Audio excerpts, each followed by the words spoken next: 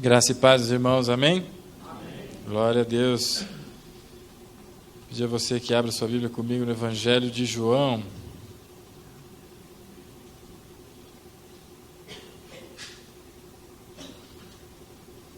Sobre o curso de casais, além daqueles que têm nota 10 aí, entenderem por que estão indo bem, também tem a questão de que aquele que está em pé cuide para que não caia. Então, vigie sempre, continue sempre em vigilância, porque se tem uma área que o diabo continua feroz, meu irmão, continua ali, o tempo todo, é no relacionamento conjugal. Amém? Evangelho de João, capítulo de número 21.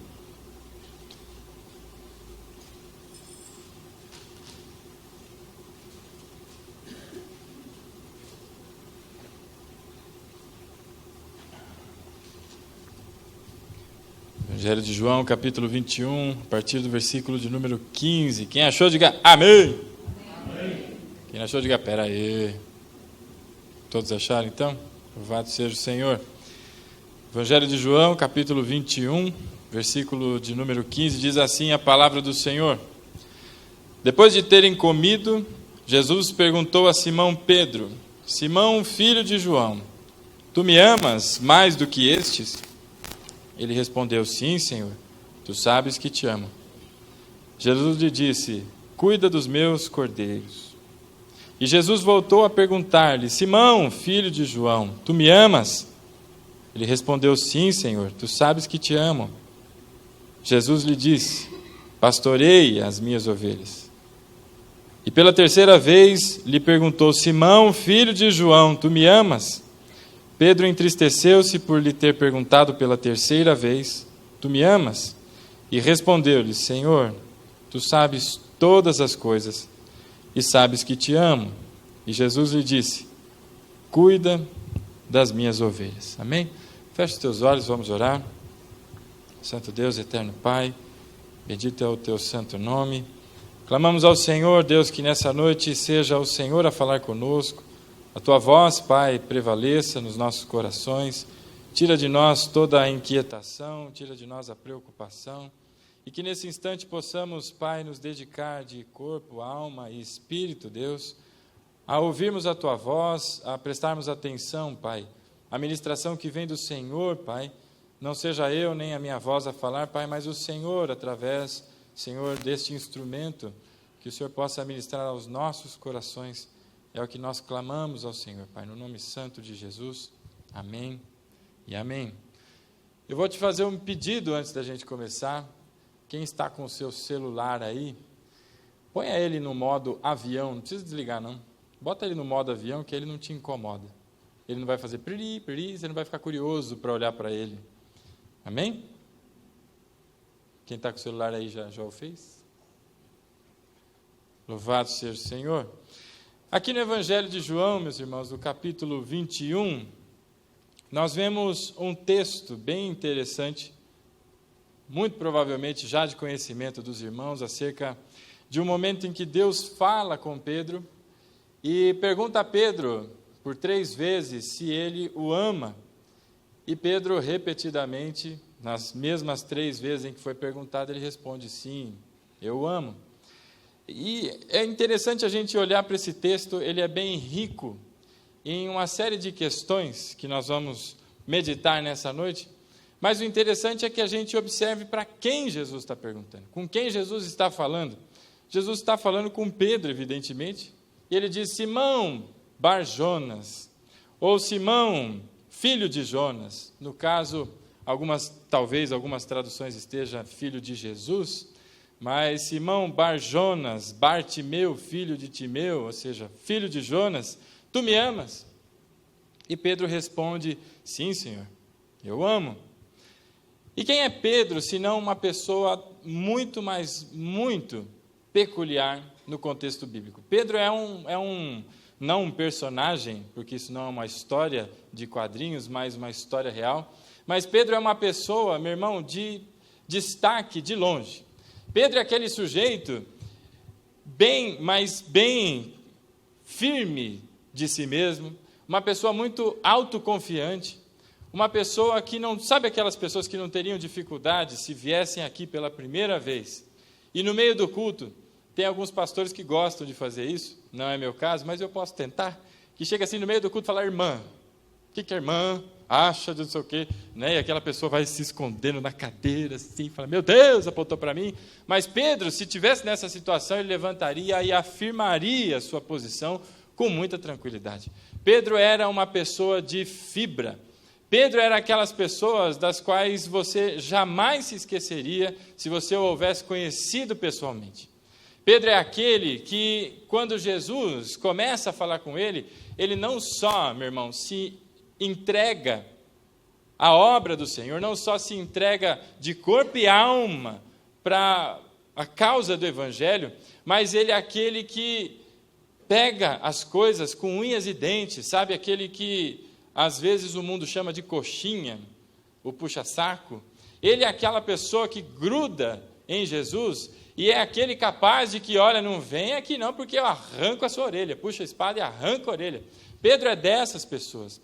Pedro é aquele sujeito, de certo modo, talvez, né, alguém pode pensar, exagerado no relacionamento com Jesus. Ele é aquele cara que quando pela primeira vez conhece Jesus, Jesus está lá ministrando, lá no Mar da Galileia. A gente sabe que o Mar da Galileia, na verdade, é um lago bem grande, extenso, e a turma chama de Mar da Galileia.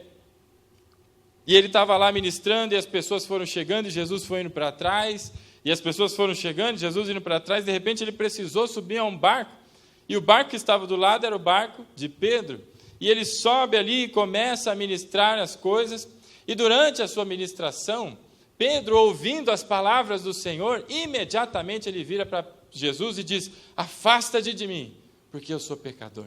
Ao ouvir as palavras do Senhor Jesus, ao ouvir os ensinamentos do Mestre, ele imediatamente reconhece a sua condição diante de Jesus. Pedro é uma das primeiras pessoas que observa quão inadequada é a nossa condição diante do Senhor Jesus. E ele diz, Senhor, afasta-te de mim, porque eu sou pecador.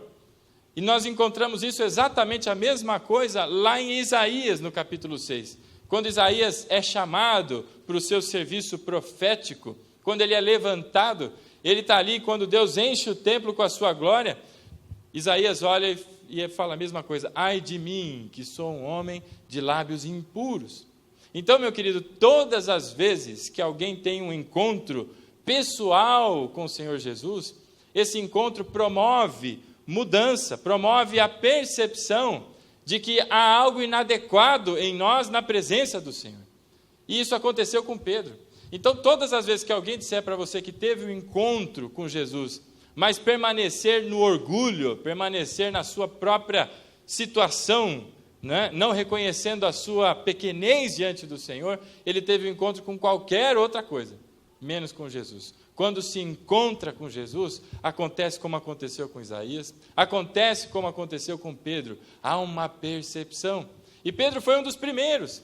Aí, naquele momento, Pedro é tão, mas tão exagerado, que ele se lança aos pés do Senhor, ele tem atitudes muito, mas muito autênticas. Enquanto muitas pessoas no meio de um auditório estariam ali quietas, Pedro seria aquele que falaria, e falaria muito mais que todos. Pedro é aquele que talvez influenciaria até quais os discursos ou quais as conversas seriam ditas ali. Pedro era uma pessoa muito marcante. E quando ele estava com Jesus, uma certa vez, e nós lemos isso no início do culto, Jesus pergunta aos seus discípulos, e aí, o que vocês estão achando aí que o povo está dizendo sobre o Filho do Homem, perguntando sobre ele mesmo, o que estão dizendo por aí? E sem titubear, sem absolutamente nenhuma dúvida, ele se levanta e, usado por Deus, ele diz, tu és o Cristo, o Filho do Deus vivo. Meus irmãos, não há nenhuma afirmação mais poderosa, mais profunda, mais cheia e rica do poder do Senhor do que essa que Pedro disse. Boca alguma teve condições de dizer essas palavras que foram dadas a Pedro. E Pedro se levanta dizendo: Tu és o Cristo, o Filho do Deus vivo, e louvado seja o Senhor.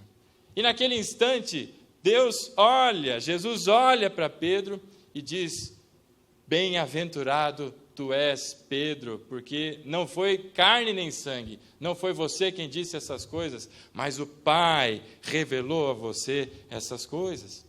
Veja, Pedro não é qualquer pessoa, Pedro não é apenas aquele que está andando com Jesus, mas Pedro é aquele que defende a causa. Se Pedro existisse nos dias de hoje e não fosse cristão, eu penso que Pedro seria um desses que estariam aí junto da CUT. Como é que os caras falam lá?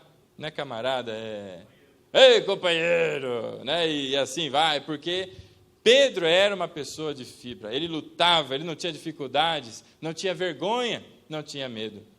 E uma das situações em que Pedro fala sobre isso, dizendo que Jesus era o Cristo, o Filho do Deus vivo, e ali naquele momento Deus reconhece que foi usada a sua boca para dizer essas coisas, Jesus diz essas coisas, tempos depois, da mesma boca pela qual Pedro diz quem é, dá aquela revelação acerca de Cristo, essa mesma boca é usada para dizer: peraí, Senhor, não.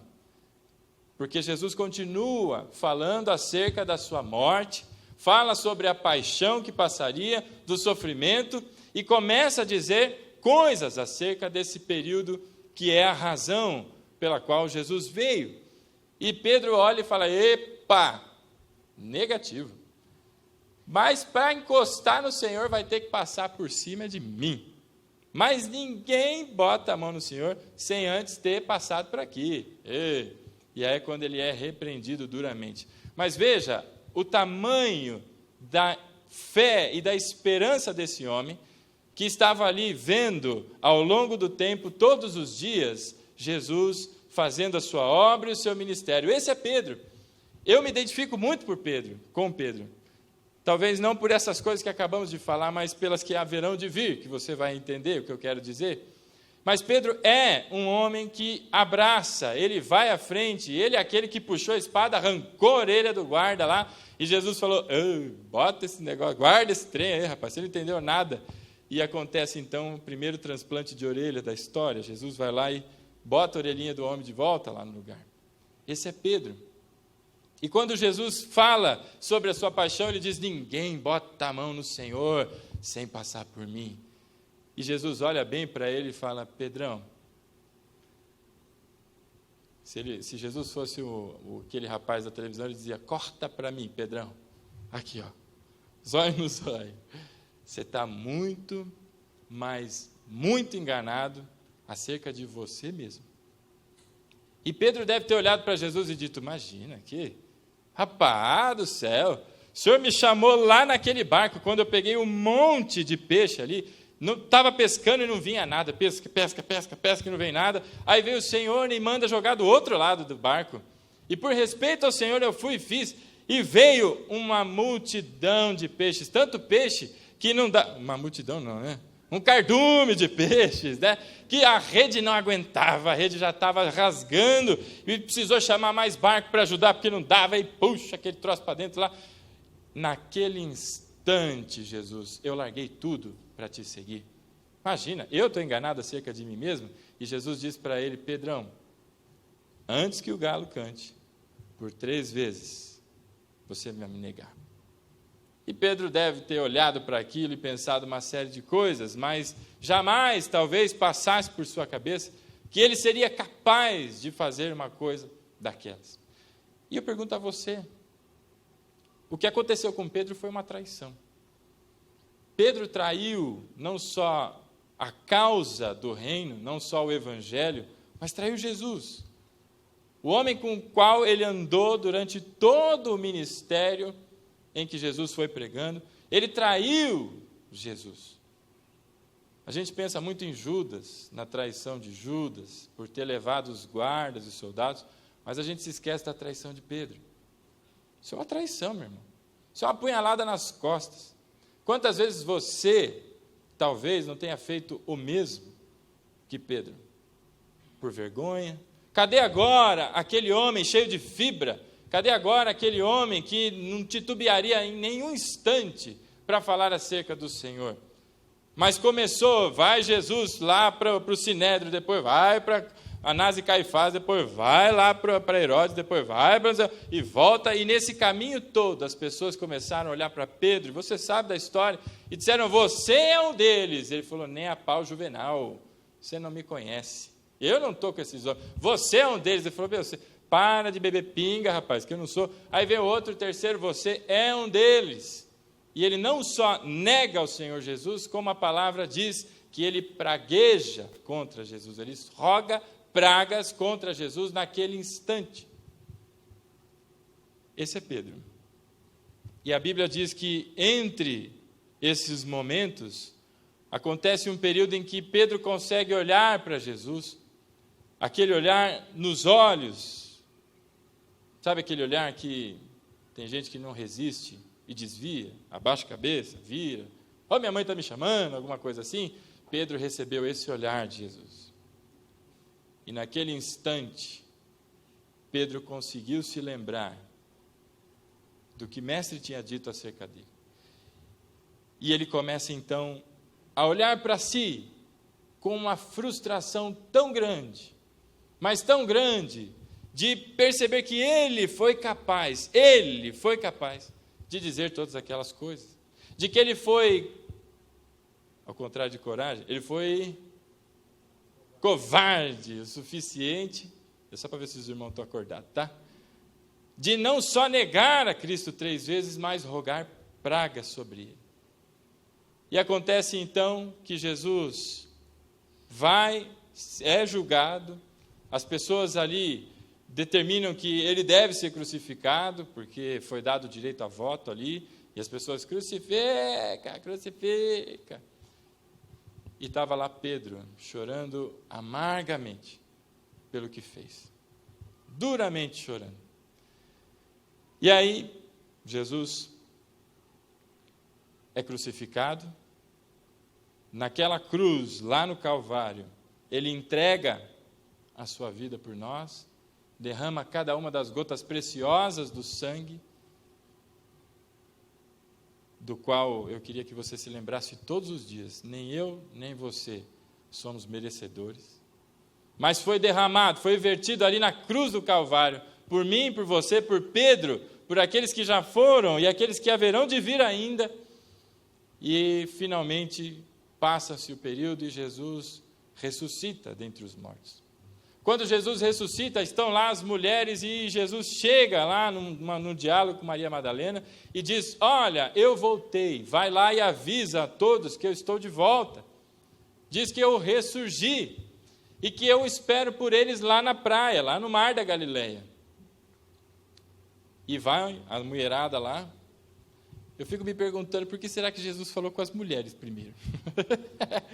E não com os homens. Será que as mulheres têm mais facilidade de espalhar as coisas assim? Não, acho que não, né? Não estou dizendo que mulher é linguaruda, de jeito nenhum. Longe de mim. Que tem homem mais linguarudo que mulher, né?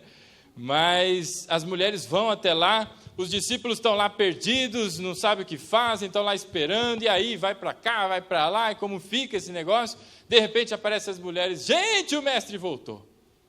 E aí todo mundo entra naquele alvoroço, o mestre voltou, e aí vai se vestir, o outro se levanta, e o outro correndo, e vai se apressando. Aí Tiago deve ter olhado para João e falou, vai João, bota essa sandália aí, vamos meu filho. E aí eles estão lá naquele negócio, e está lá Pedro parado, olhando para aquilo com os olhos estatalados. Isso aí é da minha parte, tá? A Bíblia não fala sobre isso. E Pedro está lá observando. Sabe por quê, meu irmão? Ele não é mais aquele homem de fibra. Ele não é mais aquele homem convicto. Agora ele é aquele homem que se lembra a todo instante de que por 3 vezes ele negou a pessoa que ele tanto amava, que por 3 vezes tudo aquilo que ele ouviu, viu e ajudou a discipular pessoas, ele mesmo negou ali naquela hora. E as pessoas, vamos, e Pedro olhou e falou, mas eu não sei se eu vou, eu não sei se eu não vou. E aí veio Maria, disse para ele, falou, mas olha, o mestre está esperando por você. E ele disse, mas como assim está esperando por mim? Ele disse, olha, quando ele apareceu, ele mandou que eu chamasse a todos, e a você, Pedro. E Pedro olhou e falou, é? Falou, é. Deus chamou todos, e você, Pedro. Você pode ir lá no Evangelho de Marcos, capítulo 16, versículo 7, você vai encontrar, dizendo para Pedro, que foram chamados todos os discípulos, e Pedro. Se você for em 1 Coríntios, no capítulo 15, você vai encontrar a mesma coisa, Paulo dizendo que foram chamados Cefa e todos os seus discípulos. Pedro foi tratado diferentemente. Pedro era uma pessoa especial, meu irmão. Estou dizendo que os outros não eram, não.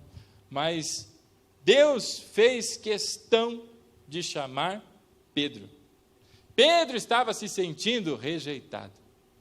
Pedro se sentia uma pessoa fora de todo o contexto pelo que ele fez. E Jesus mandou dizer, chama Pedro e chama todos. Eu quero Pedro, eu vou me encontrar com todos eles lá na praia. Chama Pedro e chama todos. E nessas condições se encontrou Pedro, no texto que nós lemos na abertura do culto, em que Jesus chega para ele, Pedro, tu me amas?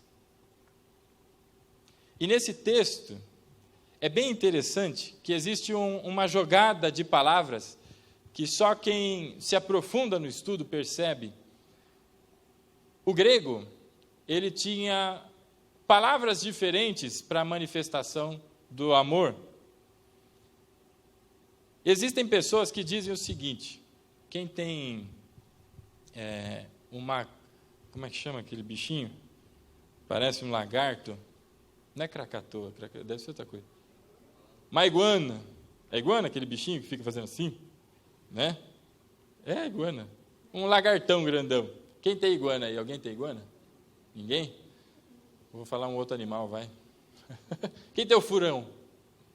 Ninguém. Eu vou para o mais fácil. Quem tem cachorro? Bastante gente tem cachorro aí, né? Você já chegou e olhou para o seu cachorrinho e disse assim para o seu cachorrinho, ai, que lindo, eu amo você. E tem gente que chama de filho ainda, né?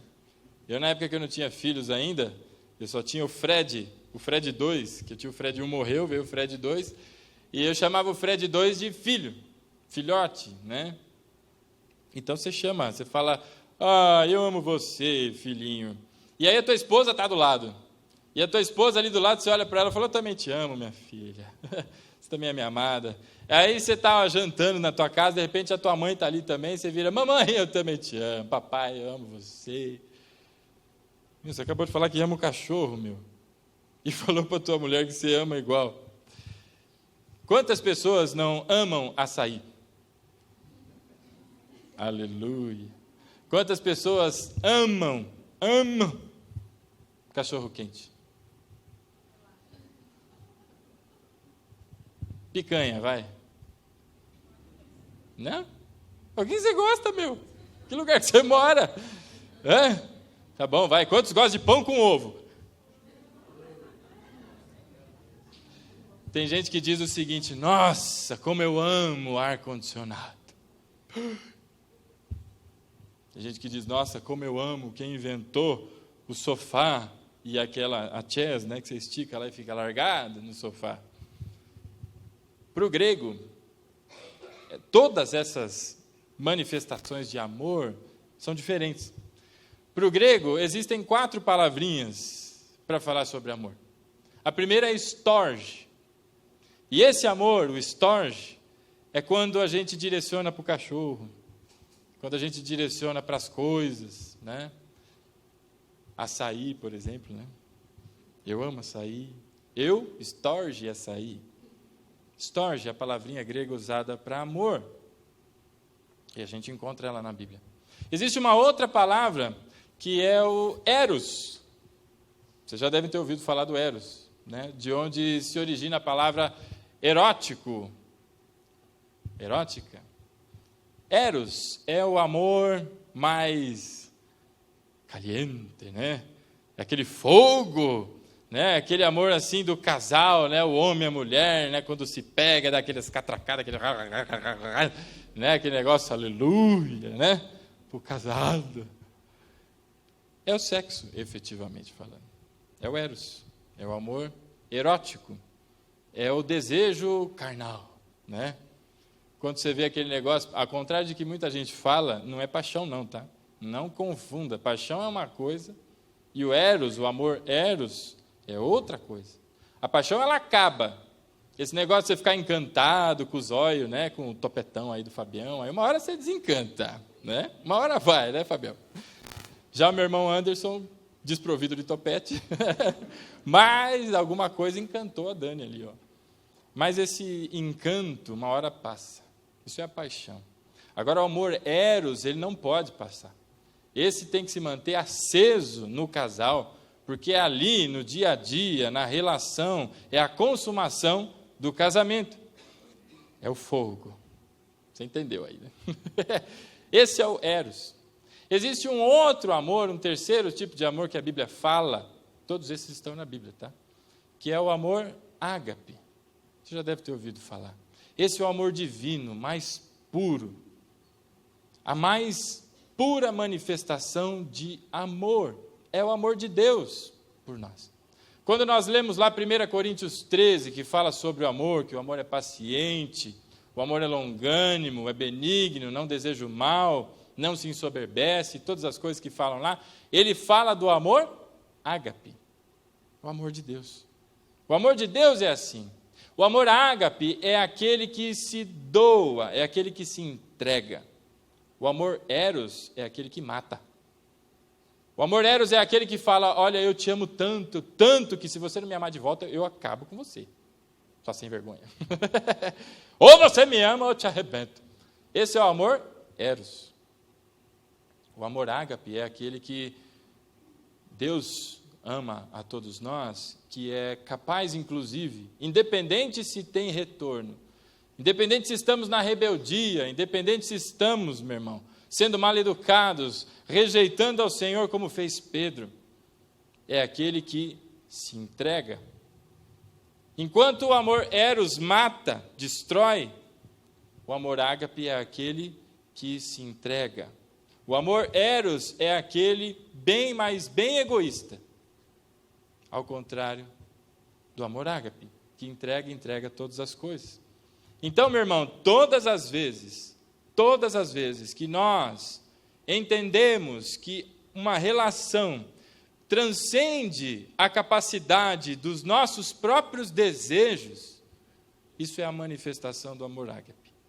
O que eu quero dizer? Você está doido para comer um açaí, mas tua mulher quer comer um fubá. Aí você vai e come o fubá com ela. Tanta coisa para comer, não vai comer fubá. Meu pai que gosta, né, pai? Fubazão. Fubá você gosta, né? Nem a sopa do fubá. Nem de fubá, nem de chocolate, nem bichinho enjoado. Essa é a manifestação do amor ágape. Se um dia minha mãe resolvesse fazer um bolo de fubá para meu pai, é aí que a gente ia ver o amor que ele tem por ela. Se ele come ou não. Porque o amor ágape, ele se entrega. É por isso que Deus diz na sua palavra que o marido deve amar a esposa como Cristo amou a igreja. Que amor é esse, meu irmão? Amor suficientemente capaz de entregar a própria vida pela esposa. Não é o amor eros que Deus está falando ali. Ame a sua esposa para você pegar aí, faz. Não, meu irmão, isso aí vai ter também. Vai ter. Louvado seja o Senhor, aleluia.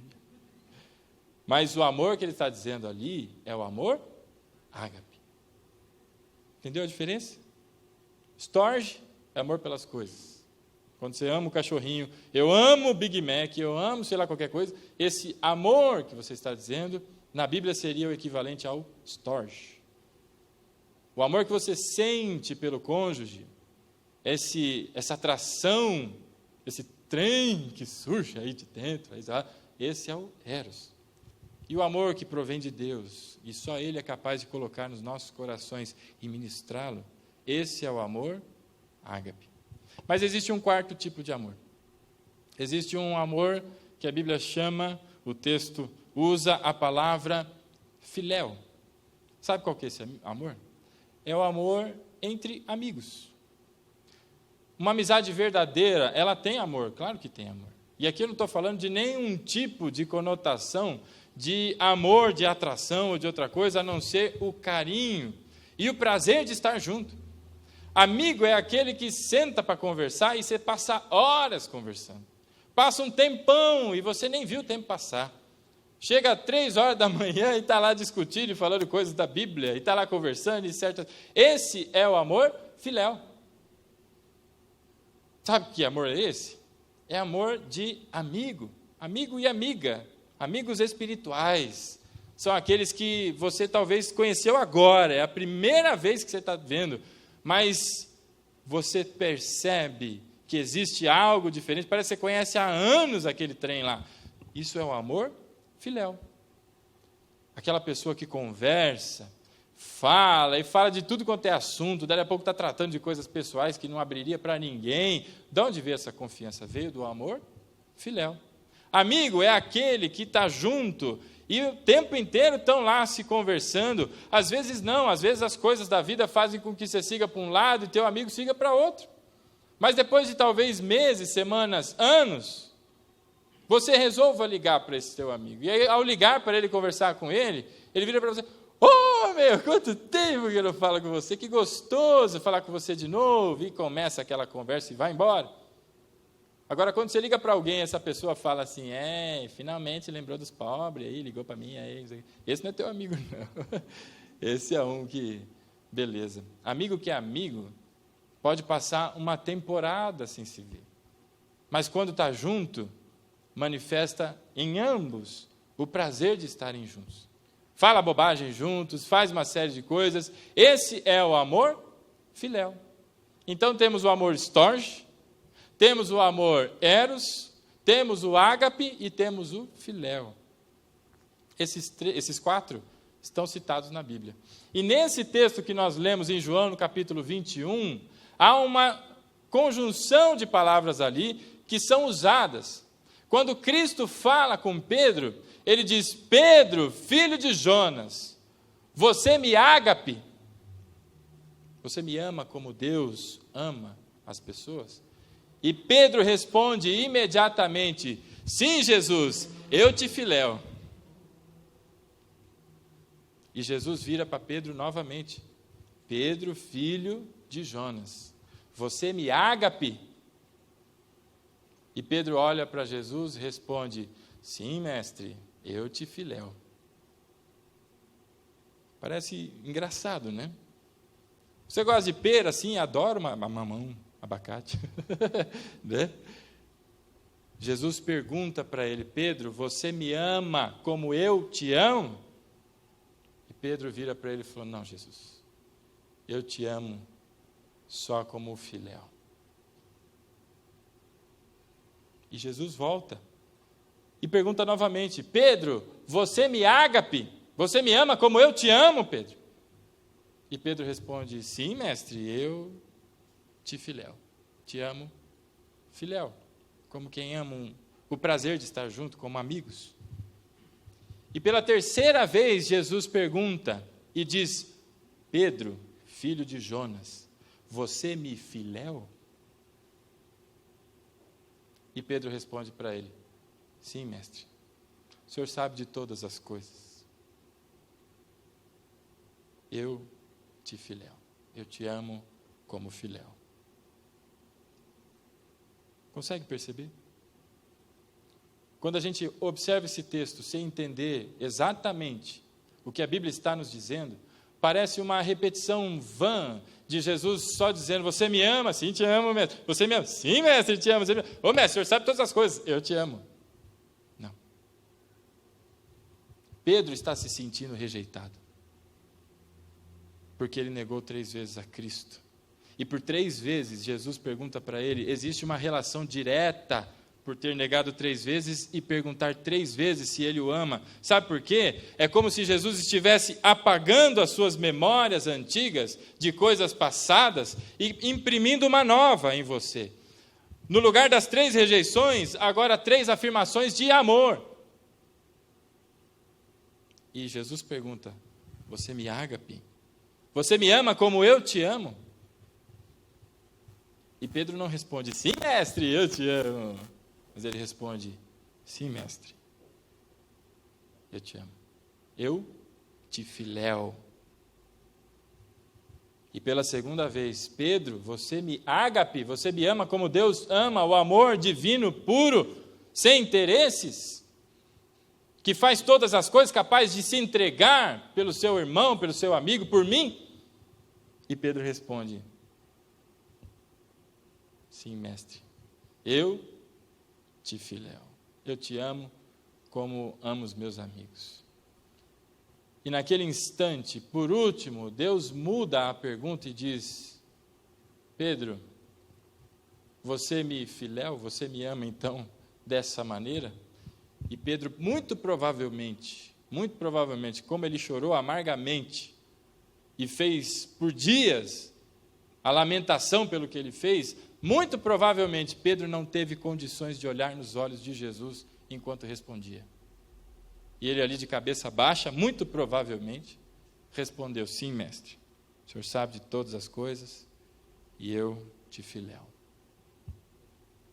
Naquele momento, veja que interessante, quando Jesus pergunta: Pedro, você me ágape, Pedro? E ele diz: sim, mestre, eu te filéu. Falando de coisas diferentes, naquele instante, olha que curioso o que faz Jesus. Jesus vira para ele: então, cuida dos meus cordeiros. Pedro, você me ágape, Pedro? Sim, mestre, eu te filéu. Então, Pedro, pastorei as minhas ovelhas. E por último ele diz: Pedro, você me filéu? E ele: sim, mestre, o Senhor sabe todas as coisas, eu te filéu. Então Jesus diz: apacenta as minhas ovelhas. O que Jesus está fazendo ali, meu irmão? Retornando Pedro para a condição em que ele tinha. E por que Jesus aceitou Pedro de volta?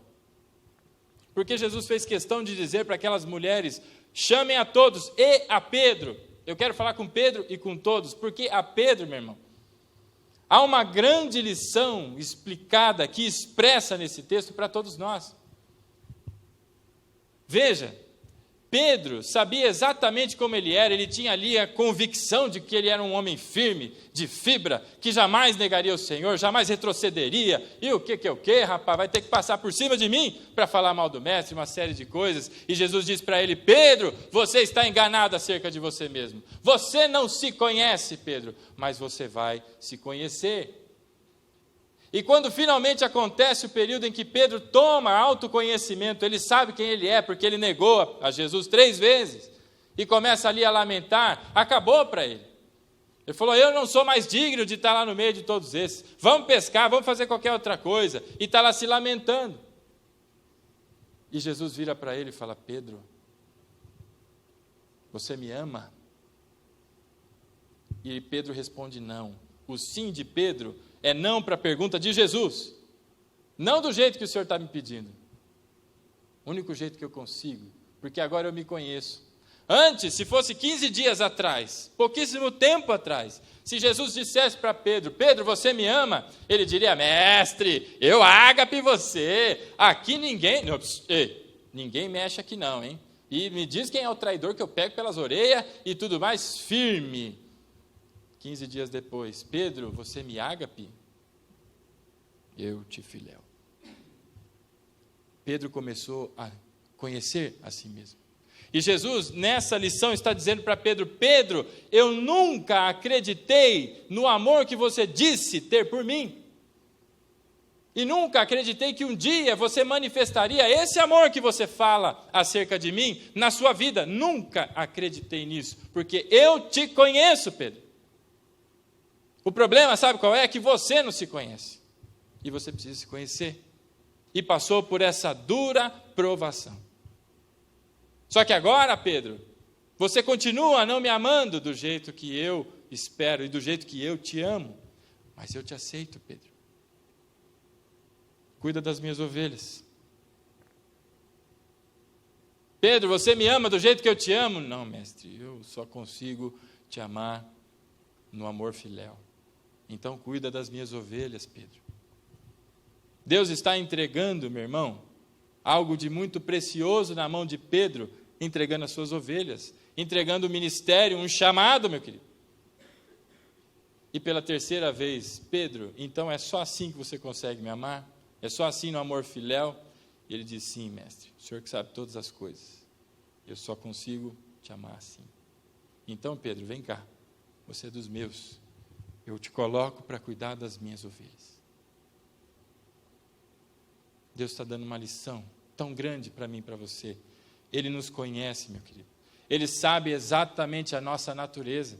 Ele sabe do que você é capaz. Você não sabe, você se espanta, porque você se supõe. Deus te conhece na natureza mais profunda, lá do seu ser. Lá dentro, nas suas entranhas, onde você nem sabia que existia, Deus já te conhecia e sabia exatamente a sua reação.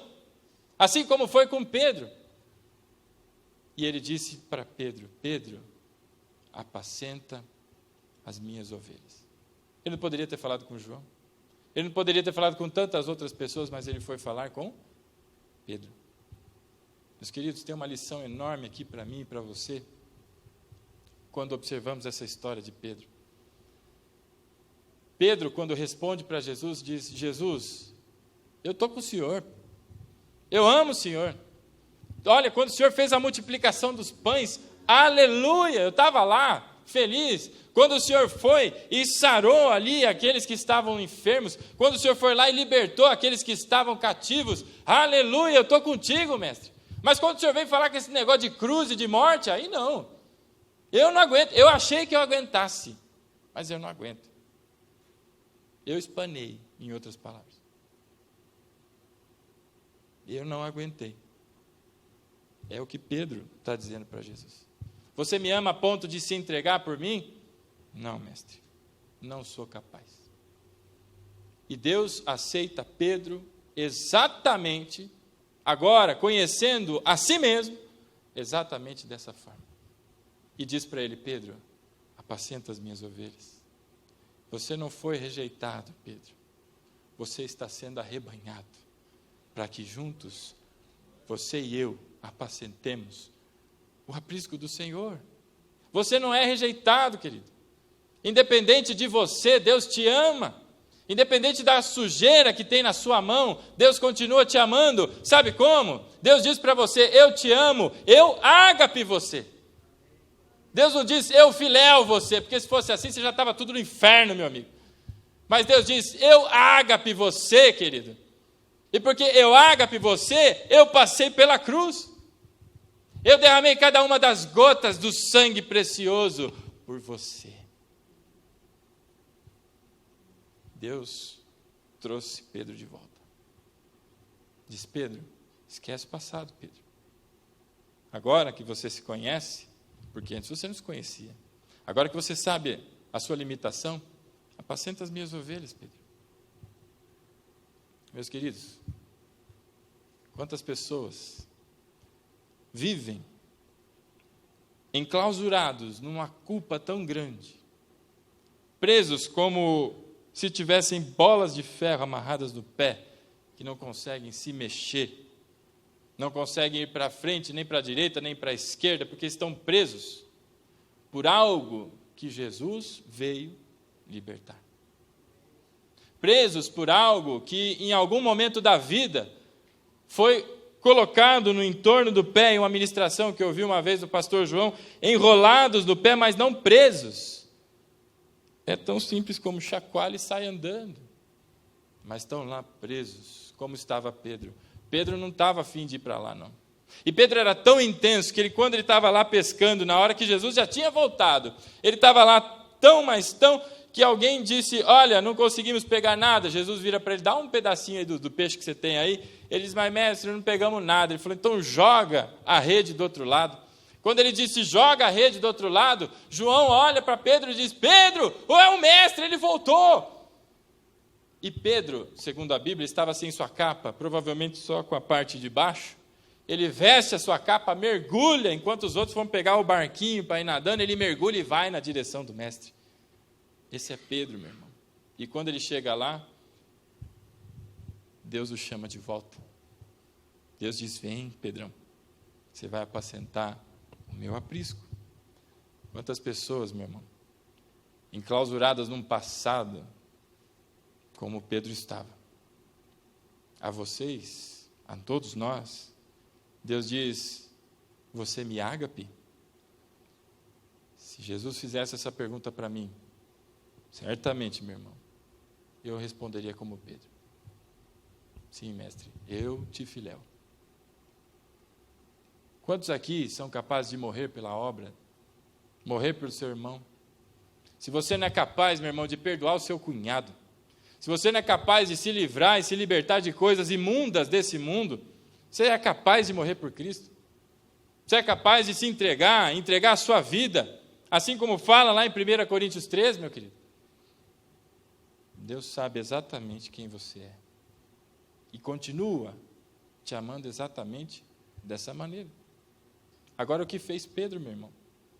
Pedro estava ali e recebeu de Deus a cura para a sua alma. Existem pessoas que se lamentam profundamente diante de coisas que fizeram, e isso, meu irmão, é natural e deve ocorrer naqueles que nasceram de novo. A Bíblia diz também que aquele que diz que não peca, que não tem pecado, é mentiroso. E o Espírito de Deus não habita nele, porque se ele é morada do Espírito Santo, o Espírito Santo constantemente o convida ao arrependimento. Então todos nós, meu irmão, estamos na mesma condição de Pedro. Não há quem seja mais bonitão aqui: eu ágape o Senhor. Você vai já dar com a cara no muro como deu Pedro. Tem pessoas que, porque fizeram algo, porque passaram por algo na vida, começam agora a se fechar para o mundo, a cada vez mais se afastar das coisas que Deus o colocou para fazer. E você sabe qual é o resultado disso? Tem dois grandes perigos. O primeiro deles é continuar nessa cadeia, que não é algo que Deus fez para você. Não foi Deus quem colocou essa cadeia lá. Deus recomenda uma série de coisas para mim e para você, meu irmão, para que nós, que somos nascidos de novo, somente para quem é nascido de novo, meu querido. Se você não nasceu de novo, estou falando de aceitar Jesus, levantar a mão, não, estou falando de nascimento verdadeiro. Espiritualmente nascido de novo. Para você e para mim, existe um caminho de arrependimento que Deus nos traz de volta. Deus nos chama de novo ao exato lugar onde estávamos para seguir. Agora, qual é o primeiro risco de quem se prende a essas coisas? De ficar ali, preso, lamentando, cada vez mais se achando vítima e vítima e vítima, não levanta a cabeça, não sai dessa condição, não segue a vida.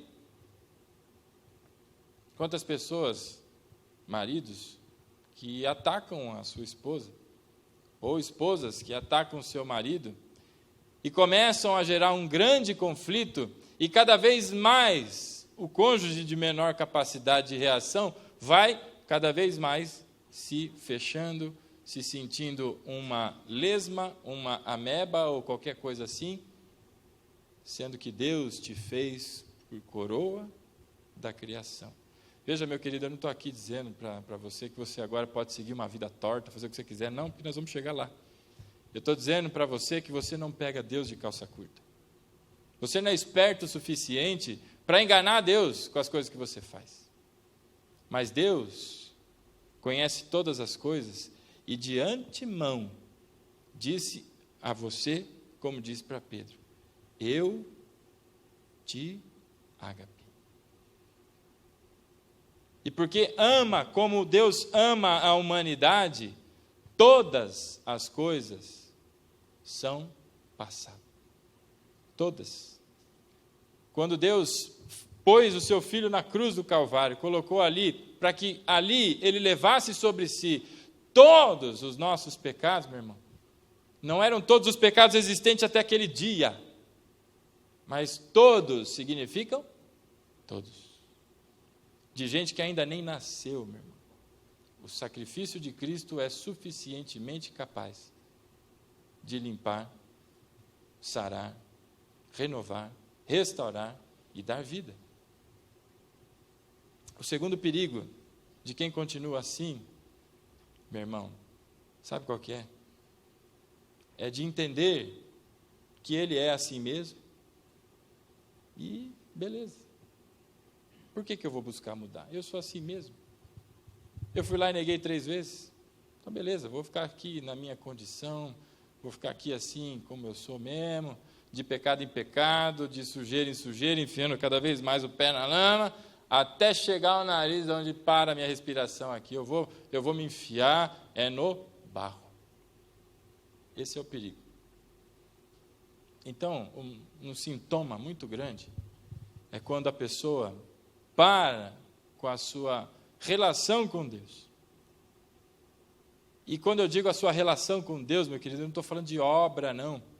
Mas eu estou falando da sua capacidade de orar. Quantos não disseram já alguma vez na sua vida, eu não tenho nem coragem de orar ao Senhor depois do que eu fiz?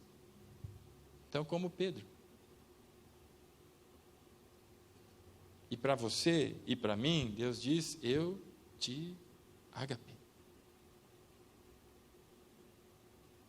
Todas as coisas são passado agora. Assim como Jesus disse para aquela mulher, vai, não peques mais, meu querido. Se levante e siga uma vida agora diferente. Porque uma coisa é consciência do erro. É uma coisa. Arrependimento é outra. O arrependimento, ele gera uma comoção tamanha que promove vergonha, nojo. Não só pelo que fez, mas por você mesmo, pela capacidade de ter feito. Pedro estava envergonhado pelo que ele fez. Pedro estava sentindo nojo do que ele fez e dele mesmo. Então, se você tem feito coisas, meu irmão, essas coisas todas elas, segundo a Bíblia, para todas elas existe perdão. Agora, dentro de você deve haver arrependimento. Deve haver uma necessidade de mudança, uma geração de vergonha tamanha que lhe consuma a ponto de que não importa se daqui a 5 minutos você vai fazer a mesma coisa, mas agora eu tenho nojo de tudo isso. Deus te fez assim. E essa é a jornada que todo filho de Deus vai continuar conduzindo ao longo da sua vida. Até o dia em que Deus te chamar, meu irmão, não mais para essa habitação aqui, mas agora para a habitação celestial. E quando estiver lá, aí sim, todas as coisas serão diferentes. Mas enquanto isso, a tua natureza é a mesma. É por isso que Deus te ensina a fortalecer o teu entendimento. É por isso que ele diz que meu povo perece por falta de conhecimento. Porque se tem conhecimento, começa agora a trilhar caminhos diferentes. E mesmo errando, volta e continua. Agora, quanta gente, meu irmão, não sabe nem que existe Esdras na Bíblia, não sabe nem que existe Ageu. Abacuque, o que é isso? É de comer? Quanta gente não sabe nem qual é o ensinamento ou quais são os mandamentos, não sabe absolutamente nada acerca do seu Senhor. Como você pode se relacionar com alguém que você não conhece, meu querido? Como você se relacionaria com a tua esposa? Faria algo que lhe agradasse, se você não soubesse o que agrada a ela? Vai lá dar fubá para o meu pai. Lá. Ele não vai comer. Me traz açaí para você ver como eu fico feliz. Agora, só faz isso quem conhece. E se você não conhece o seu Deus, como é que você vai servir e agradar ao Senhor, o teu Deus, meu querido? Lutero disse uma frase que é muito importante. Ele disse que Deus, deixa eu me lembrar, eu trouxe até, anotei, porque eu sabia que na hora ia me dar um branquinho. Lutero disse o seguinte: o amor de Deus não se destina ao que vale a pena ser amado. O amor de Deus não é para aquilo que vale a pena ser amado. O amor de Deus gera aquilo que vale a pena ser amado. Na vida das pessoas, Deus gera uma nova natureza, Deus gera um novo caminho, Deus gera uma nova pessoa com todas as faculdades ativas novas, que vale a pena amar. Perceba, meu irmão. Agora, existem aqueles que estão exatamente no sentido oposto. Tem gente preso e amargurado com coisas que fez, e tem outros, meu irmão, que perceberam que pelo que fizeram, agora seguem a vida do jeito que tem que ser. Como diria aquela música, deixa a vida me levar, e ele sai andando e fazendo as coisas. Para esses, meu irmão, a tratativa é bem diferente. Se está em Cristo e segue nessa vida, vai enfrentar durezas, vai enfrentar cada vez mais dificuldades, e vai sofrer, porque o pecado gera morte. Agora, para aqueles que estão nessa condição, mas, assim como Pedro, choram amargamente, não têm coragem mais de se levantar, não querem mais seguir, porque se lamentam de si mesmos, a esse Deus diz, eu te ágape, apacenta as minhas ovelhas, levanta e apacenta as minhas ovelhas, porque eu te amo, querido. Levanta dessa natureza suja, pecaminosa, porque eu estou construindo algo novo, que vale a pena amar. E nessas condições, eu vou fazer novas todas as coisas. E vou fazer uso da sua vida, meu irmão, para a expansão do reino, diz o Senhor. Deus não vai chamar anjos do céu para descer aqui e começar a fazer uma obra de evangelização lá no trem de Osasco. Mas Ele vai levantar irmãos daqui, irmãos da comunidade vizinha e de tantos outros lugares, para agora conduzir o seu evangelho. Perceba, meu querido, Pedro foi chamado de volta por Jesus, nas condições que ele estava, reconhecendo que ele não tinha a capacidade de se entregar da forma como Jesus se entregou por ele e por todos nós. Isso quer dizer o seguinte, meu irmão, imperfeição. Nós, se você não sabia, eu vou te dizer, tá? Nós somos imperfeitos. Enquanto muitos estão em algum lugar desse mundo, ao invés de estarem aqui, lá na imperfeição deles, Deus continua os amando. Enquanto você se decide por qualquer outra coisa no seu caminho de Deus, Deus continua te amando. O que Deus diz para Pedro, nesse momento em que por 3 vezes ele pergunta sobre o seu amor, ele diz para ele o seguinte, eu te aceito na sua imperfeição. Pedro reconheceu e viu que ele era imperfeito. Você já ouviu alguém dizer, certa vez, de que, olha, eu sei que Deus me perdoou, mas eu não me perdoo. Naquela falsa espiritualidade, sabe o que é isso? Arreda o pé, Satanás. Sabe por quê? Porque não quer reconhecer a sua imperfeição. Você é imperfeito. Nós somos imperfeitos. A tua esposa é imperfeita. Por que você vai esperar dela alguma coisa que nem você é capaz de fazer? Todos nós somos imperfeitos. Só que para aqueles que querem continuar nessa toada, nessa vida, nesse caminho, vão enfrentar um grande problema. Agora, para aqueles que querem se reconciliar com Deus, Deus diz, eu te ágape, eu amo você. Solta todas essas coisas que não estão te prendendo. Liberta a sua mente. Por isso Deus diz, renovai a vossa mente, lá em Romanos. Porque precisa ser renovada de pensamentos que não existem. Você fez pensamentos acerca de você, que Deus não os tem. Não foi Deus quem desejou, mas você escolheu determinados caminhos, meu irmão. E agora, escolha novamente, mas escolha pelos caminhos corretos do Senhor. E Deus diz, você me ama? E se você responder sim, eu te amo, como fez Pedro, Deus vai dizer para você, apacenta as minhas ovelhas. Você sabe o que isso quer dizer, meu querido? Tem mas um monte de gente necessitando de ajuda. E você sabe onde estão os filhos do Senhor? Estão lá em casa assistindo televisão. Estão lá viajando, pescando, não sei o quê. Eu não estou dizendo que você não tem os seus momentos de lazer, não, você tem que ter sim. Mas assim como para tudo nesse mundo existe um tempo, como diz a Bíblia lá em Eclesiastes, também existe um tempo para servir ao Senhor. Você é servo ou não é, querido? Ou você está achando que você é visita na casa de Deus? Se você é nova criatura, você é filho, você é servo, co-herdeiro de Cristo, não só das bênçãos, mas também da obra. E Deus está te chamando, meu querido, e aonde você está? Está se escondendo como Adão, meu irmão? Está se escondendo porque, eu estou nu aqui, Senhor. Deus diz, você me ama, apacenta as minhas ovelhas. Você me ama, apacenta as minhas ovelhas. Por 3 vezes, Jesus disse isso, dizendo claramente para Pedro, eu sei da tua imperfeição, eu sei das tuas dificuldades, só que, por que Jesus aceitou a Pedro, meu irmão? É óbvio, porque Jesus sabia que Pedro havia reconhecido a sua dificuldade. Pedro havia reconhecido a sua imperfeição. E porque Jesus viu isso, identificou isso em Pedro, ele diz, apacenta as minhas ovelhas, vem para cá que você é do meu time. Vem cá, Pedrão, levanta essa cabeça, bora. 1, 2, 3, 4, vai, Pedrão. Vamos pescar, vamos fazer as coisas. Mas se houvesse orgulho no coração de Pedro, a história teria sido diferente.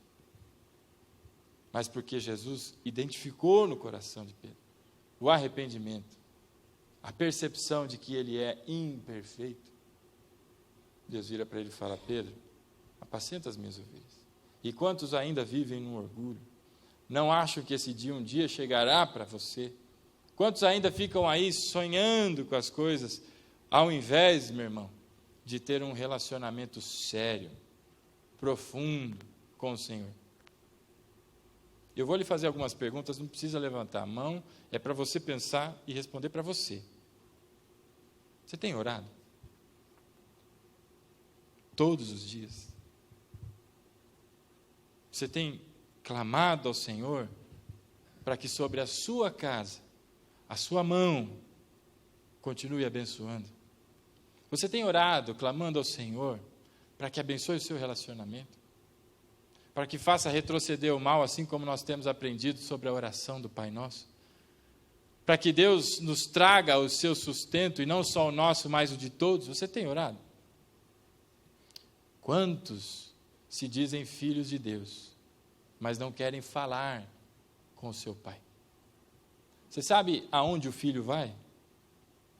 O filho vai à casa do Pai, porque é filho.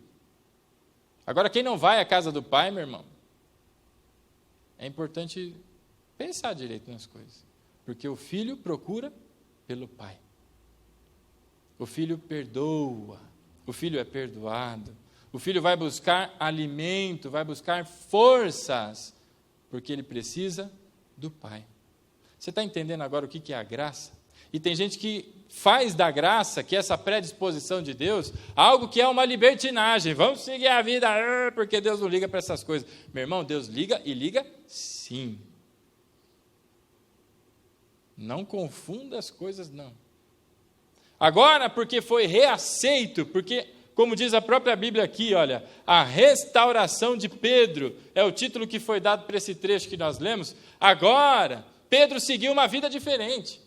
Vai ver lá nos Atos, lá, ele volta a ser um homem de fibra, ele discute com Paulo, tem lá os quebra-pau dele lá, e ele está errado, e depois ele aprende e começa a pregar certo. Esse é Pedro, voltou, sabe por quê? Porque foi restaurado. O pecado, meu irmão, faz com que as pessoas cada vez mais se curvem. O pecado faz com que as pessoas cada vez mais sintam que eles não são, nem jamais serão capazes de fazer alguma coisa no contexto do Evangelho, da obra, do reino. O que Deus faz é uma obra de restauração. Ele faz com que a dignidade volte. Aquilo que o pecado tirou e jogou no lixo, Deus traz e traz de novo, novo, em folha. Mas sabe para quem, meu irmão? Para quem está interessado, para quem está arrependido, para quem reconhece a sua imperfeição e a sua carência da graça. É por isso que a Bíblia nos ensina que a graça de Deus nos basta, meu querido. Você começa agora a fazer as ligações das coisas que a Bíblia começa a explicar para mim e para você, E tem gente, meu irmão, que olha para essas coisas com desdém, como se isso fosse ok, daqui a alguns 20 anos aí eu me preocupo com isso. Meu irmão, minha irmã, quem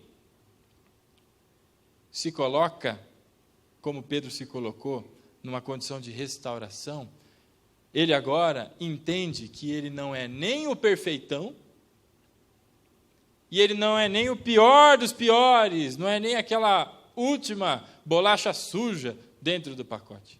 Mas ele está aqui, ó, sabe aonde? No exato lugar aonde Deus o colocou. Na sua imperfeição, Deus tem todos os dias criado perfeição dentro dele. Sabe o que é isso? É o processo de santidade, é o trabalho do Senhor mudando e moldando a sua vida. Só que você não é perfeito, bonitão. Aqueles que se acham os presunçosos, que se acham perfeitos, meu irmão, uma hora vão dar com a cara na parede, como fez Pedro. Agora, o oposto do presunçoso, sabe qual que é? É o cínico. É aquele cara que sabe o que está fazendo e está aí, ó. Está nem aí. E segue a vida. Esses também. Os dois extremos aqui, ó. O cínico e o presunçoso. Os dois, uma hora a casa cai. E quando a casa cai, meu querido, aí vai chegar, pastor, e vai vir com aquela... Meu irmão, Deus te conhece, sabe exatamente quem você é, Ele te criou, Ele te fez, e Ele te ama, querido. Se não houvesse amor no coração de Deus, você acha que Ele colocaria ali o seu filho naquela cruz? Quem tem filho sabe do que eu quero dizer. A gente olha, por exemplo, de Abraão, que leva o seu filho ali para ser, né, como um sacrifício. E todo mundo diz, olha, Abraão é um homem de fé, levou porque sabia que Deus... Meu irmão, a Bíblia não diz, mas eu tenho absoluta certeza, porque eu sou pai, que o coração de Abraão não estava tranquilo, não. Absoluta certeza. Ele obedeceu, mas eu tenho certeza que diversas vezes na cabeça dele deve ter passado algum jeito dele sair correndo ali com o filho dele. Ontem eu tive um episódio que me gelou até o dedão do pé. A minha filha brincando lá no playground lá de casa, descendo escorrega, e vai, desce, escorrega, ela e o Rafa lá brincando aquele negócio. Daí a pouco o Rafa resolveu subir na contramão, e ela resolveu descer, e os dois se encontraram lá em cima, no topo. E o resultado disso foi minha filha saiu voando. De uma altura de quase 1,80 m, e ela é desse tamanico, assim, ó. E ela saiu de 1,80 m e caiu, meu irmão, no chão, de cabeça. Ela caiu assim, ó, puf, e puf no chão. Ela está com um roxinho aqui no topo da testa, e o nariz está vermelho porque deu uma esfolada no nariz. Meu irmão, quando eu vi, eu só escutei aquele tum, porque eu estava longe, era a cabeça dela batendo no chão. Meu irmão, você não tem ideia da quantidade de coisa que passa na cabeça da gente. E a minha esposa estava com ela no colo, eu já entrei intrometido, falei, dá essa menina aqui, e já catei para ver, para dar uma olhada, e ela chorando, eu falei, filha, e ela estava com sono, meu irmão. E eu já ouvi tanta coisa de que quando bate a cabeça não pode dormir, e minha filha lá, eu falei, meu Deus, está desmaiando. E eu saí igual um doido, devo ter tomado umas 30 multas ontem, até chegar no hospital. E quando eu cheguei no hospital, eu lá gritando com a minha filha, não dorme, Rebeca, ó, cadê o Rafa, Rebeca, não sei o quê. E o tempo inteiro ela lá fez a análise enquanto não saiu o resultado. E a médica dizendo, pode ficar tranquilo, pai, não aconteceu nada não. Enquanto não saiu o resultado. E no meu coração havia uma paz muito grande, porque Deus me dava. Só que aqui, meu irmão, estava um conflito terrível, terrível. Só de pensar nas coisas que vieram à minha cabeça já me dá coceira. Você acha que Deus colocaria o seu filho naquela cruz, meu irmão, para morrer por mim e por você, para ser cuspido, para ser chicoteado, para ser chutado, para ser ofendido com palavras e com olhares, e todas as coisas que aconteceram com Jesus, se Ele não te amasse? Se Deus quisesse tomar de volta o que Ele te deu, você acha que Deus faria todo esse trabalho para tomar de volta, meu irmão? Agora cabe a você e a mim termos a consciência e a atitude de Pedro, de olhar para essas coisas e ter repúdio. E não importa se daqui a 5 minutos, 10 minutos, 15 minutos vai passar pelo mesmo problema. Vai ser um novo repúdio, mas agora repudie aquilo que entristece o coração do seu pai. Ande no caminho correto, meu querido. Numa das ministrações que eu ouvi uma vez, o cara dizia, olha, o pecado é como se houvesse ali um lugar no chão que está molhado e tem uma placa enorme dizendo, não passe, não pise, porque o chão está molhado. Aí vai o João lá e resolve passar onde? Aonde o chão está molhado. Só que ele não passa uma vez, ele passa, volta, vai, vem e vai. O que você acha que vai acontecer? Uma hora vai cair. A placa lá não está dizendo, cuidado com o chão molhado. O que um servo de Deus faz, meu irmão? Ele viu, chegou aqui, o chão está molhado, a placa está ali, ele vai, via, passa e segue o seu caminho. Quem fica ali naquele vai e vem, meu irmão, está de brincadeira com o Senhor. E aí eu digo a você, querido, você não foi rejeitado. Deus te ama. E não ama da maneira como você e eu somos capazes de amar, não. A gente não tem condições nem de sonhar com o amor que Deus tem por nós. Agora você e eu devemos ser constrangidos por esse amor. A palavra diz que o amor de Cristo nos constrange. Você sabe o que significa constranger? Tem gente que acha que é ficar com vergonha. Constrangimento no sentido bíblico não é vergonha. É ser impelido. É ser empurrado. O amor de Deus agora me empurra a seguir os seus mandamentos. Não é que fiquei com vergonhinha de Cristo. Não, meu irmão. Deus está tracionando a sua vida para você seguir no caminho certo, querido. Agora, existe uma força maligna tentando o tempo inteiro te derrubar. Tentando o tempo inteiro acabar com a sua vida, acabar com o seu casamento, acabar com seus filhos, acabar com o seu trabalho, acabar com a sua paz, acabar com tudo. O que uma pessoa com um tiquinho de sanidade faz? Vai lutar contra, né? Agora, o que tem de gente seguindo exatamente o caminho da ruína, meu irmão? Crê em Deus Pai, como se brinca por aí. O que falta fazer? Falta cair um raio na cabeça? Porque se for, nós vamos começar a orar aqui. Deus manda raio na cabeça desses irmãos, porque aleluia. Meu querido, o inferno está querendo acabar com a tua vida. E a palavra do Senhor diz que contra a igreja, a porta do inferno nenhuma prevalece. Então o que você tem que fazer? Anda, querido, se mexe, levanta-se espiritualmente e caminhe. Levanta! Agora está tudo lá. Ai, está gostoso aqui. Está quentinho aqui, ó, fiz xixi, ficou quentinho aqui. Irmão. Deus faz novas todas as coisas. Renova a mente. Traz pensamentos de vida ao invés de morte. Traz pensamentos de vitória, porque em Cristo nós somos mais que vitoriosos. Em Cristo, nos caminhos do Senhor. Fora de Cristo, meu irmão, todos nós somos derrotados. Não ache você que você tem poder contra essas coisas. Nós não temos. Mas Cristo nos deu a autoridade para passarmos por cima de tudo isso e avançar, meu irmão. Então, as dificuldades da vida, elas estão aí, sabe para quê? Para, assim como Pedro, trazer conhecimento para você. Não só acerca de Deus, mas de quem você é. Quem você é? Você é o Pedrox? Deixa comigo, mestre. Ou você é o Pedro que reconheceu que tem uma limitação? Quem é você, meu irmão? Nessa noite, se eu pudesse te dar um conselho, se eu tivesse algo dentro de mim que fosse de credibilidade para você, e você pudesse ouvir o que eu estou dizendo agora, porque até agora eu falei da palavra do Senhor, agora eu vou falar de mim. Se eu pudesse lhe dar um conselho, eu diria algo para você, como eu ouvi uma música, tempos atrás, quando era menino. Segura na mão de Deus e vai. Segura na mão de Deus. Queria convidar o pessoal do louvor aqui.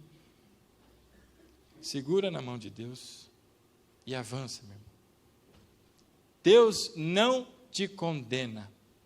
Assim como aquela mulher que foi quase apedrejada, Jesus pergunta para ela, falou, aí, se Jesus fosse carioca, né? Aí, meu irmão, cadê os que te condenam? Se Jesus fosse do Espírito Santo ali, de Vitória, ele diria, ei, mulher. Esse cara tem mania de falar, ei. Se Jesus fosse mineiro, ele diria, uai, mulher. Cadê os trem que te condenam aí? Jesus pergunta para mim e para você, cadê os que te condenam. Eu, Jesus dizendo, não te condeno.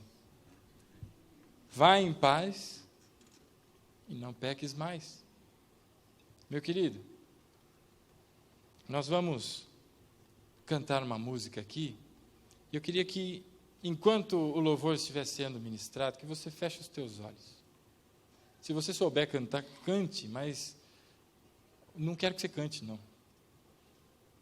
Eu quero que você reflita acerca da sua vida. Que você faça uma autoanálise. A vida é tão corrida, não tem tempo. Ai, pastor, não tem tempo para orar, não. Ai, pastor, você que devia criar vergonha nessa sua cara. Mas já que você não tem, e não tem tempo, agora você vai ter. Você vai ter uns tempinhos agora aqui para se dedicar à oração e aclamar o teu Pai, com os joelhos do coração dobrados. Tem gente que dobra os joelhos na frente dos homens, mas o coração está em pé ali, ó, orgulhoso. Todo encontro com o Senhor Jesus gera humilhação em mim e em você. Pedro foi humilhado diante de Jesus. Ele foi humilhado. Jesus não humilhou, mas ele chegou a Jesus humilhado. E disse, Jesus, eu não tenho condições de te amar do jeito que você me pede. Eu só posso te amar filéu. Talvez você, meu irmão, nessa noite, tenha motivos para se reconciliar com o Senhor. E eu não sei exatamente o que é, e de coração, não me importa. Porque o que Deus diz para mim e para você é que eu ágape você, eu amo você, eu fiz todas essas coisas, e o mundo que você conhece e ainda nem conhece, foi por você. Então nessa noite, meu irmão, não se faça mais vítima, mas se levante como um soldado, como um guerreiro, filho de Deus. Se levante agora, meu irmão, e diante do inferno todo, avance, porque a porta ali vai sair da frente, porque assim Deus deu autoridade a mim e a você. Meu irmão, está difícil e está com problema, quem é que não está? Quem é que não tem? Se levantar a mão aqui e dizer, pastor, está tudo bem comigo, eu não tenho problema. Eu falar, meu irmão, você vai ser arrebatado agora, aleluia. Todos nós temos, todos nós sofremos, não importa em qual área da nossa vida.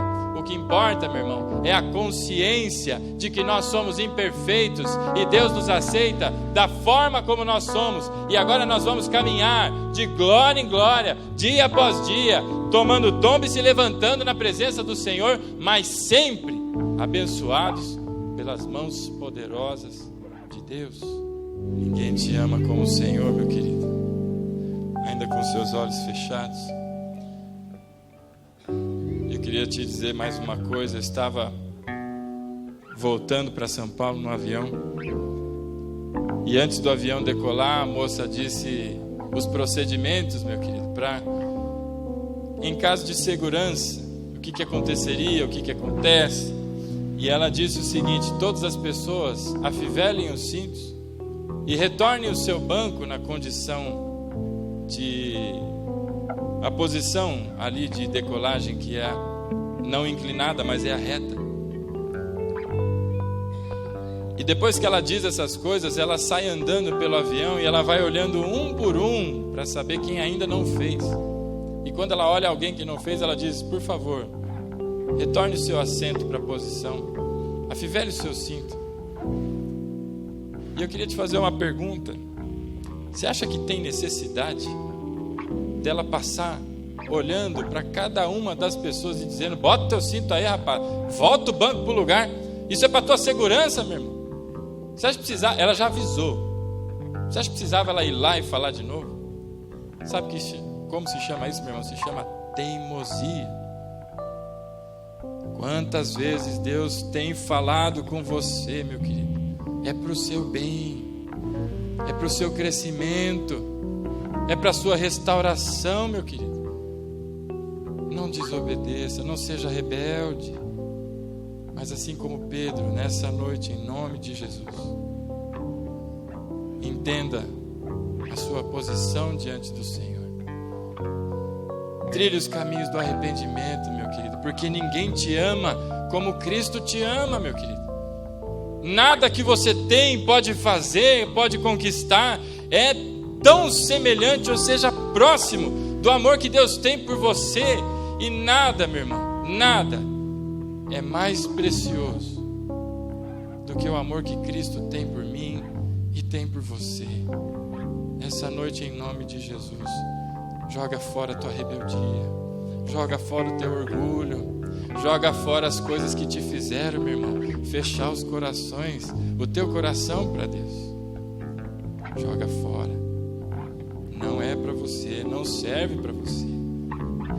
Deus te deu o direito de ser chamado filho de Deus. E essa noite, em nome de Jesus, seja você filho de Deus. Eu quero orar por você. E a você, meu irmão, que entendeu o que Deus ministrou na noite de hoje. A você, que às vezes está aí com a sua ideia formada, o seu pensamento já fixo. A você que entendeu, meu irmão, que Deus faz novas todas as coisas. Essa noite, coloque o teu coração diante do trono de Deus. Coloque aos pés da cruz, porque Deus tem trabalhado e continuará trabalhando na tua vida. Santo Deus, Pai de toda a glória, Deus Altíssimo, misericordioso, compassivo, Tu que tens um amor, Pai,